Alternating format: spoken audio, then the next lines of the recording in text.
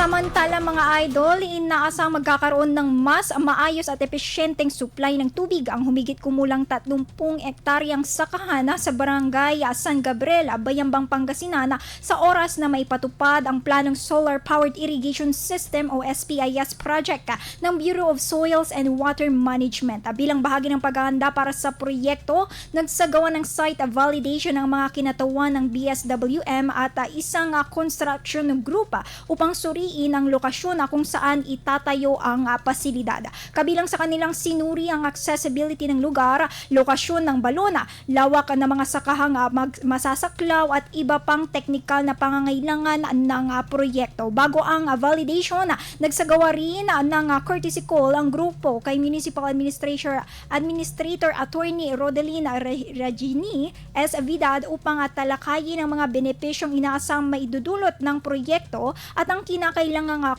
koordinasyon ng mga tanggapan para sa maayos na implementasyon nito. Kapag natuloy ang proyekto, inaasang mababawasan ang gastusin ng mga magsasaka sa pagpapatubig habang mapapataas naman ang kanilang produksyon dahil sa mas maasang supply ng tubig para sa kanilang mga pananim. Ayon sa mga kinauukulan, mahalagang hakbang ang isinagawang site validation upang matiyak na ang proyekto ay naaayon sa mga teknikal na pamantayan bago ito tuluyang maipatupad. Inaasahan ding magbibigay ito ng pangmatagalang suporta sa sektor ng agrikultura at kabuhayan ng mga magsasaka sa barangay San Gabriel sa Bayambang. IFM News. IFM News. IFM News.